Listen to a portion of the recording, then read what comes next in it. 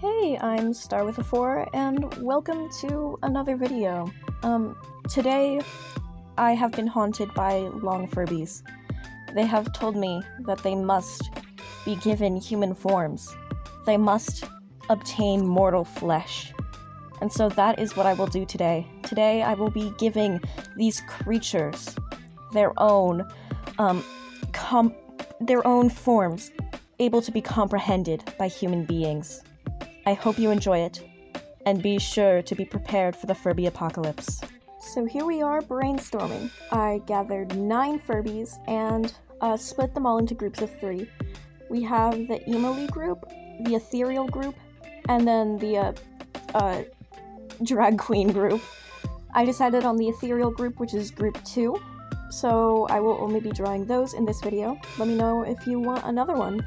So for all of these, I kinda knew what I was going to do because I brainstormed beforehand, so it was just a matter of like getting the design exactly down the way I wanted it to be, and I didn't really have to do much experimenting.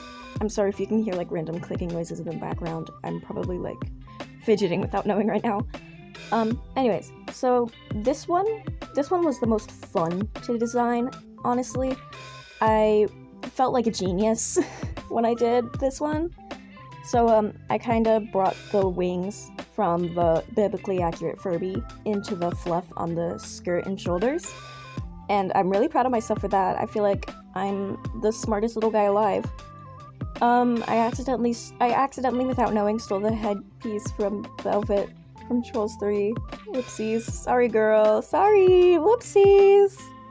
But I did give this one like the chain around the waist because the Furby has that, and I thought that was really cute and I wanted to have it because real. This one was probably the hardest of the 3 to draw.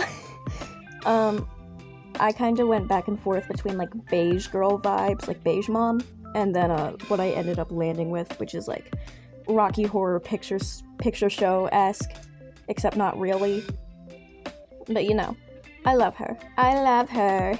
I eventually changed their body types a little just to like, you know, diversify the 3 of them.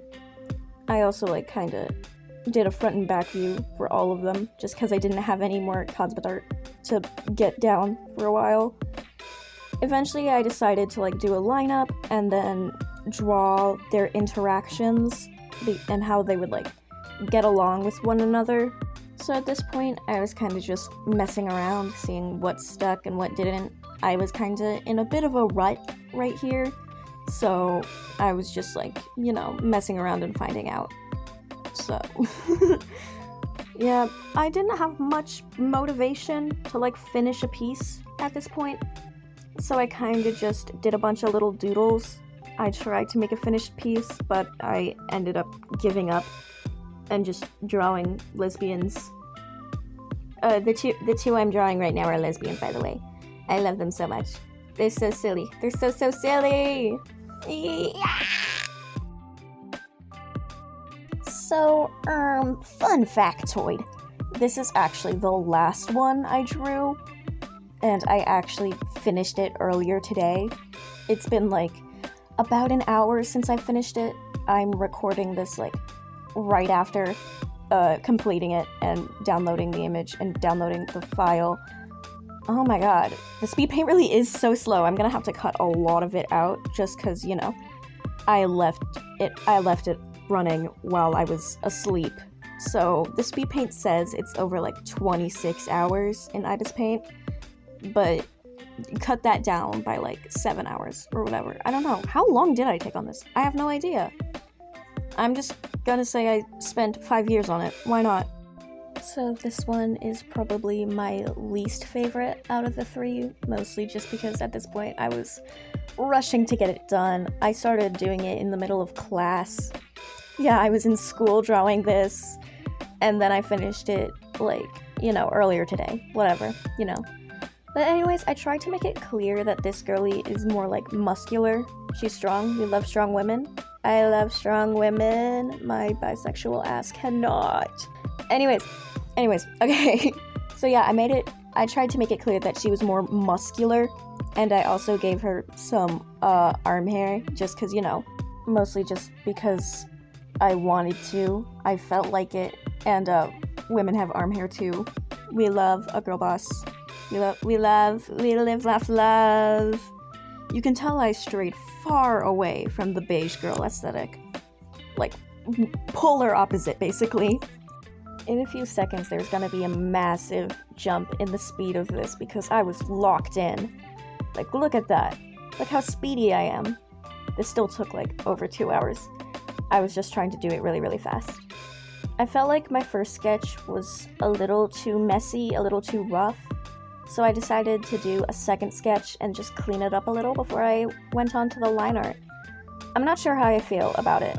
I don't know. I don't think it turned out as well as I would have hoped. So I gave her nails, I gave her... They're supposed to represent the black Furby arms. Anyways, the shading went by pretty fast because I was rushing it. I think it looks okay though. Anyways, here is the final piece. I'm not sure about it. What do you guys think? Yippee! So this next one, I decided to make Old Lady.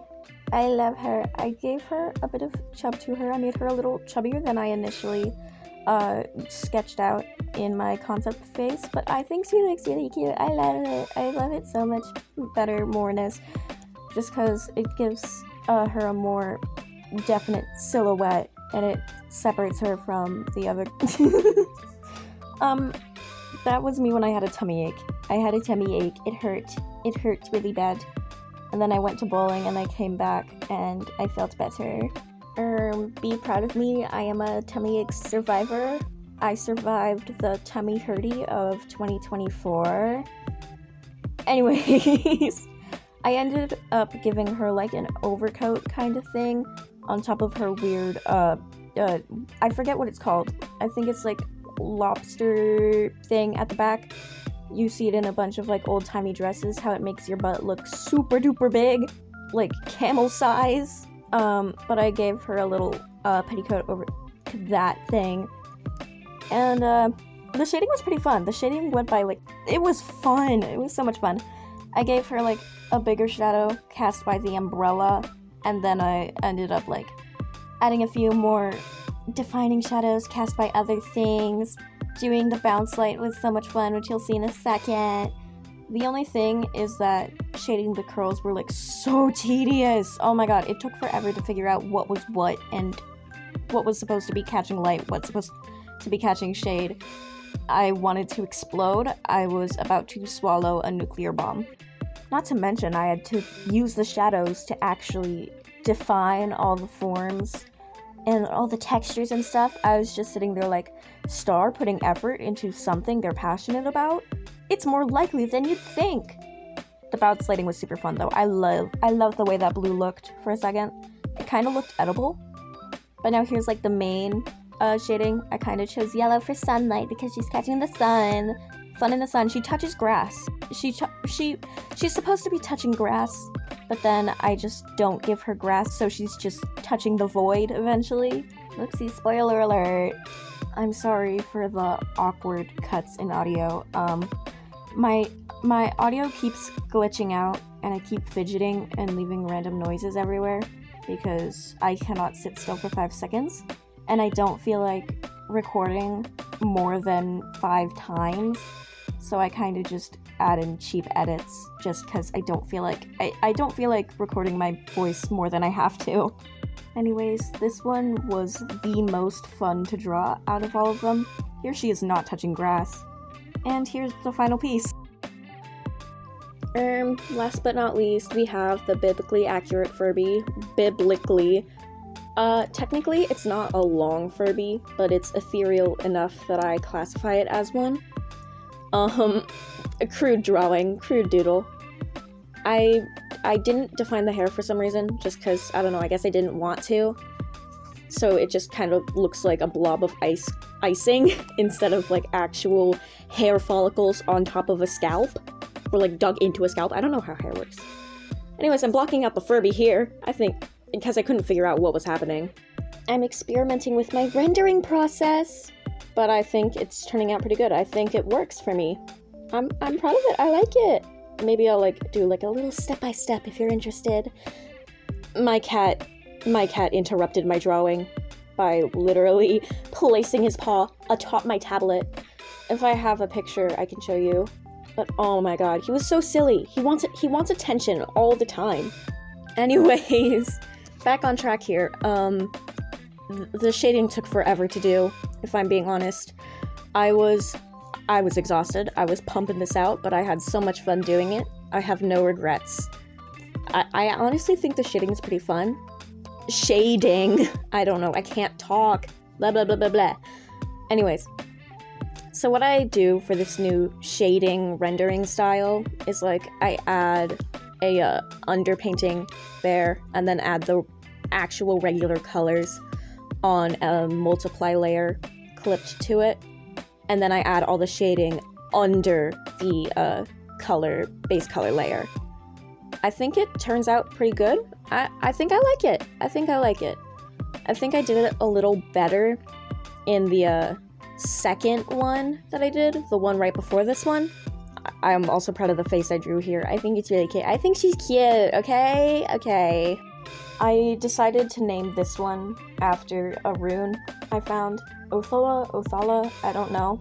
I don't know how to pronounce the rune's name, but it's basically like alphabet letter O. So I forget what it represents. Something about like, you know, rebirth, purity, or whatever, all that jazz.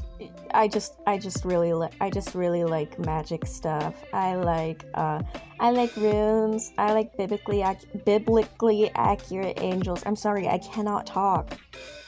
My American ass trying to pronounce a single consonant. Anyways, I added the rune, which will come up in a second, into old-time Byzantine halo, just because I thought that would be a neat little reference. It's so nifty! Anyways, here is the final piece.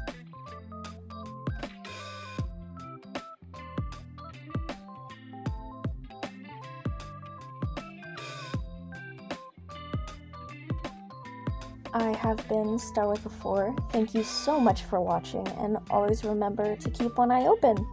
Bye!